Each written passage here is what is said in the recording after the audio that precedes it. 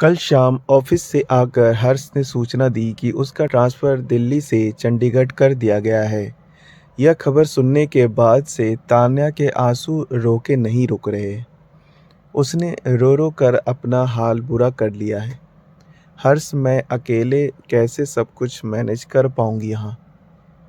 क्षितिज और सौम्या भी इतने बड़े नहीं हैं कि मेरी मदद कर पाए। अब घर बाहर बच्चों की पढ़ाई सब कुछ अकेले मैं कैसे कर पाऊंगी। यही सोच सोच कर मेरा दिल बैठा जा रहा है, तान्या बोली। तान्या के मुंह से ऐसी बातें सुनकर हर्ष का मन और परेशान होने लगा। फिर बोला, देखो तान्या, हिम्मत तो तुम्हें करनी ही पड़ेगी। क्या करूं? जब कंपनी भेज रही है तो जाना तो पड़ेगा ही। प्राइवेट नौकरी है, ज़्यादा ना नुकुर की तो नोटिस भी थमा सकती है हाथ में, और फिर भेज रही है तो सैलरी भी तो बढ़ा रही है। आखिर हमारा भी तो फ़ायदा हो रहा है ना। सैलरी बढ़ जाएगी तो घर का लोन चुकाने में थोड़ी आसानी हो जाएगी। थोड़ी देर चुप रहने के बाद तान्या का तनाव थोड़ा और कम करने के लिए हर्ष फिर बोला, देखो तान्या, महीने का राशन मैं खरीद कर रखी जाऊंगा। सब्जी वाले रोज घर के सामने से जाते हैं, उनसे ले लिया करना। अगर वक्त बेवक्त कोई और जरूरत पड़ी तो आसपास के लोग हैं ही। इतना रिश्ता तो हमने बना रखा है कि हर एक से एक फ़ोन करने पर कोई भी आ खड़ा होगा। मगर हर्ष के समझाने का तान्या पर सकारात्मक प्रभाव नहीं पड़ रहा था। दरअसल 10 सालों के वैवाहिक जीवन में यह पहला अवसर था जब तान्या को हर्ष से अलग रहने की ज़रूरत आ पड़ी थी। पहले तो तान्या ने साथ ही चंडीगढ़ चलने की बात कही, पर दिल्ली से चंडीगढ़ जाने का मतलब बच्चों का नया स्कूल में एडमिशन कराना, नई यूनिफॉर्म खरीदना, वहाँ किराए का घर लेकर रहना और फिर उसका किराया देना, और यहाँ लोन की किस्त चुकानी किसी भी तरह से संभव नहीं होगा। फिर इस बात की भी तो कोई गारंटी नहीं थी कि वहाँ सारी व्यवस्था कर लेने के बाद 10-12 साल वहीं रहेंगे। क्या पता अगले ही साल फिर कंपनी दिल्ली वापस बुला ले, तो कब तक बच्चों को लेकर ऐसे फिरते रहेंगे। इसलिए हर्ष ने तान्या को समझाते हुए कहा कि उसका अकेले जाना ही उचित होगा। हर्ष को अगले ही सोमवार को चंडीगढ़ ऑफिस ज्वाइन करना था, इसलिए वह बुझे मन से जाने की तैयारी करने लगा। हर्ष भी पहली बार अकेले जा रहा था, इसलिए मन ही मन घबराहट उसे भी बहुत हो रही थी। बचपन से आज तक अपने हाथ से एक गिलास पानी तक लेकर नहीं पिया था उसने। पहले माँ और बहनें, और फिर शादी के बाद तान्या उसके सारे काम कर दिया करती थी। हर्ष मन ही मन सोचकर परेशान हो रहा था कि कैसे वह अपने कपड़े धोएगा, बेडशीट बदलेगा, कमरे की सफाई करेगा। खाना नाश्ता तो बाहर कर लेगा या टिफ़िन लगवा लेगा, पर कभी चाय पीने का मन हुआ तो, या बीच में भूख लगी तो क्या करेगा। मगर तान्या और बच्चों की चिंता में वह अपनी परेशानी के बारे में कोई चर्चा नहीं कर पा रहा था, और ना ही तान्या का ध्यान इस पर जा रहा था कि उसका पति उसके बिना अकेले कैसे रह पाएगा। इतवार की सुबह से ही हर्ष की व्यवस्था बढ़ी हुई थी। अपने सामान की पैकिंग के साथ साथ वह इस बात का भी ख्याल रख रहा था कि उसके जाने के बाद घर में किसी चीज़ की कमी ना रह जाए, जिसके लिए तान्या को बच्चों को लेकर बाजार के चक्कर लगाने पड़े। राशन, सब्जी, फल, मिठाई आदि एक एक चीज़ वह घर में लाकर रखता जा रहा था। शाम होते होते तान्या का उतरा चेहरा देखकर उसका दिल यह सोचकर घबराने लगा कि कहीं उसके जाने के बाद तान्या की तबीयत ना खराब हो जाए। तान्या, कुछ दिन के लिए मम्मी को आने के लिए कहूँ क्या? तुम्हें देखकर मुझे चिंता हो रही है कि तुम अकेले रह पाओगी या नहीं। हर्ष, सोच तो मैं भी रही थी कि मम्मी जी आ जाती कुछ दिनों के लिए मेरे पास तो ठीक रहता, पर वहाँ भी तो रिंकी और पापा जी को परेशानी होगी उनके बिना। यही सोचकर मैंने कुछ नहीं कहा। हाँ, वह तो है। फिर भी एक बार बात करके देखता हूँ। मम्मी से कहता हूँ कि 4-5 दिनों के लिए आ जाए, फिर शनिवार को मैं आ ही जाऊँगा। आगे की आगे देखेंगे। हर्ष ने अपनी माँ से बात की तो बेटे बहू की समस्या सुनकर विचलित हो गई। बोली कि वो वहाँ की व्यवस्था समझाकर कल ही दिल्ली आ जाएंगी। रिंकी और उसके पापा मिलकर एक सप्ताह गुजार लेंगे किसी तरह से।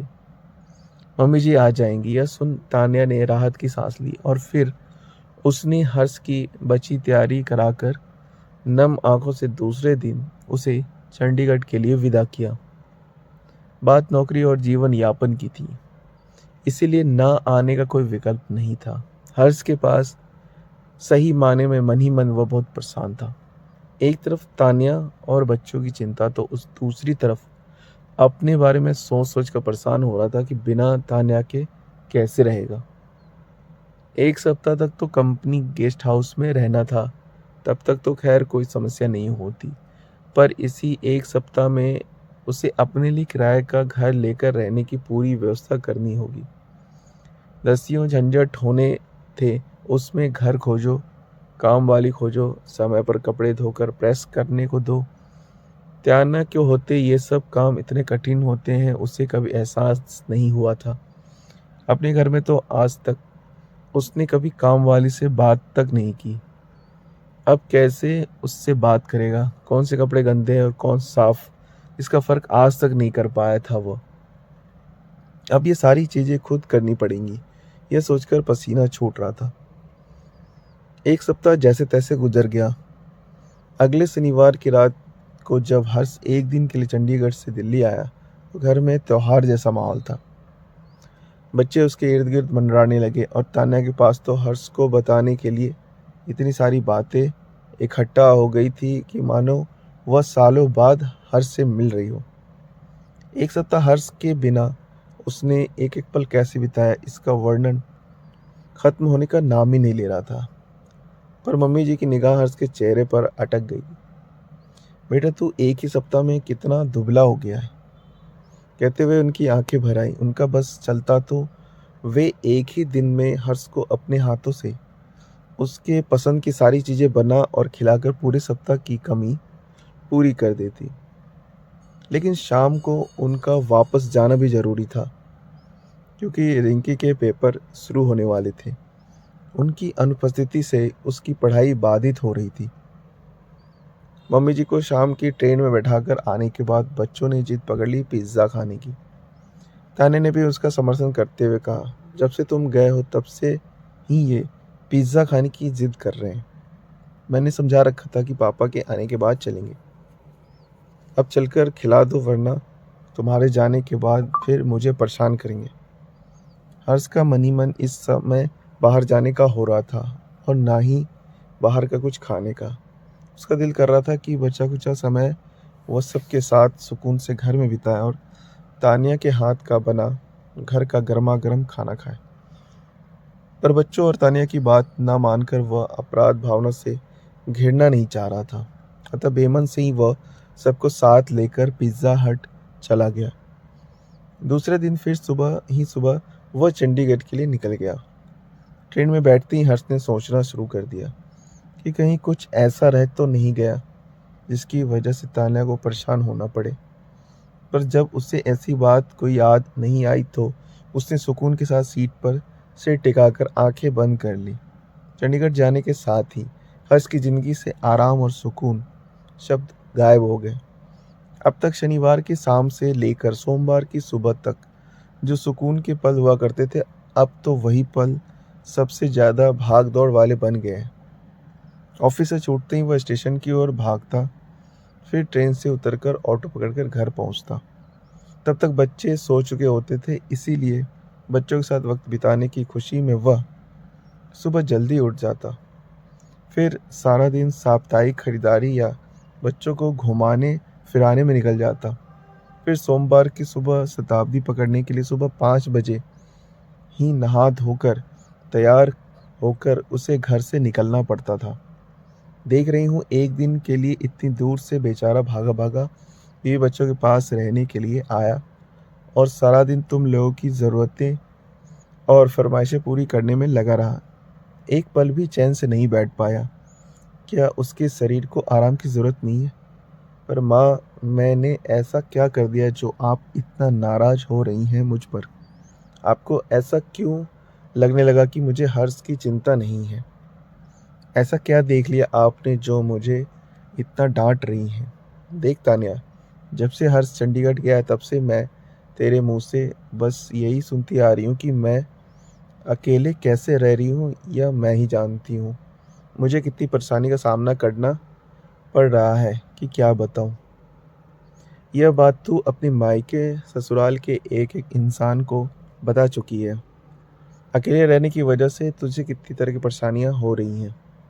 पर एक बार भी मैंने तुम्हें हर्ष की चिंता करते नहीं सुना।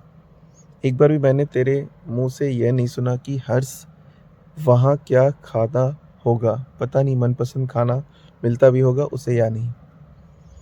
उसके कपड़े कैसे धुलते और फ्रेश होते होंगे। शाम को थका-हारा घर आता होगा तो एक कप चाय की ज़रूरत होती होगी तो क्या करता होगा। बेचारा एक दिन के लिए घर आता है और उस दिन भी तू उसे एक पल भी आराम से बैठने नहीं देती। सारा दिन किसी न किसी काम के लिए दौड़ाती रहती है उसे। क्या इतनी पढ़े-लिखे होने के बावजूद तू हर्ष के बिना घर गृहस्थी के अपने छोटे-बड़े काम नहीं कर सकती? माँ, मैं कर तो लेती, पर आप तो देख ही रहे हैं कि क्षितिज और सौम्या इतने छोटे हैं कि इन्हें लेकर बाजार जाना खतरे से खाली नहीं है। और बाहर खाना और घूमना-घुमाना तो बच्चों की फरमाइश पर करना पड़ता है। मैं थोड़ी ही कहती हूँ जाने को, तान्या ने रुआँसे होते हुए कहा। इस पर सारिका जी ने उसे समझाते हुए कहा, देखो बेटा, मैं समझ रही हूँ कि हर्ष के जाने की वजह से तुझे परेशानियों का सामना करना पड़ रहा है, पर तू केवल अपनी ही परेशानी के बारे में क्यों सोचती रहती है? क्या यह खुदगर्जी नहीं है तेरी? मेरी नज़र में तो तुझसे ज़्यादा परेशानी हर्ष को उठानी पड़ रही है। तुझे तो केवल हर्ष दूर गया है, पर हर्ष से तो घर, बीवी बच्चे, घर का खाना, घर का सुकून सब कुछ छिन गया है। एक दिन के लिए आता भी है तो तुम सब के लिए ऐसे परेशान होता है जैसे कोई गुनाह करके लौटा हो। तू पढ़ी लिखी और समझदार है। तुझे चाहिए कि बच्चों को स्कूल भेजने के बाद बाजार जाकर सारा सामान लाकर रख ले, ताकि कम से कम रविवार को तो दिन भर हर्ष आराम से रह सके। और तुझे शुरू से पता है कि हर्ष को तेरे हाथ का बना खाना ही पसंद है, बाहर के खाने से वो कतराता है। फिर भी तो रविवार को भी उसे बजाय अपने हाथों से बनाकर खिलाने के बाहर ले जाती है। बच्चों को पिज्ज़ा बर्गर खाना हो तो तू ही ला कर खिला दे। माँ की बात सुनकर तान्या को एहसास हुआ कि सचमुच वह बहुत बड़ी गलती कर रही थी कि हर्ष के जाने से समस्या केवल उसे हो रही है। हर्ष की परेशानियों के बारे में ना सोचकर वह इतनी खुदगर्ज कैसे बन गई, उसे खुद ही समझ में नहीं आ रहा था। अगले शुक्रवार को बच्चों को स्कूल भेजकर घर के सारे छोटे बड़े कामों की लिस्ट बनाकर तान्या घर से निकल गई। उसने तय कर लिया था कि अब आगे से हर्ष के आने पर उसे किसी काम के लिए बाहर नहीं भेजूंगी, बल्कि अब पूरा रविवार वे सब हर्ष के साथ घर पर ही बिताएंगे, ताकि उसे शारीरिक और मानसिक दोनों तरह से आराम मिल सके। बाजार की तरफ जाते समय अचानक तान्या की नज़र सड़क के किनारे छोले चावल के ठेले के पास खड़े एक युवक पर पड़ी, जो जल्दी जल्दी छोले चावल खा रहा था। उसे देखते ही न जाने क्यों तान्या की आंखों से आंसू गिरने लगे। वो सोचने लगी, हर्ष भी तो आखिर भूख लगने पर ऐसे ही जहाँ कहीं भी जो कुछ भी मिल जाता होगा खाकर अपना पेट भर लेता होगा। मनपसंद चीज़ों की फरमाइश करके बनवाना और खाना तो भूल ही गया होगा हर्ष। अपने आंसू पोंछते पोंछते तान्या जल्दी जल्दी घर चली जा रही थी। साथ ही सोचती भी जा रही थी कि अपने परिवार वालों को भरपेट भोजन देने और उनके लिए सुख सुविधा जुटाने के लिए घर से दूर रहकर दिन रात खटने वाले हमारे पतियों को भूख लगने पर मनपसंद भोजन तक मुहैया नहीं होता, और हम पत्नियां यह जताती रह जाती हैं कि हम ही उनके बिना बड़ी कठिनाइयों का सामना कर रही हैं।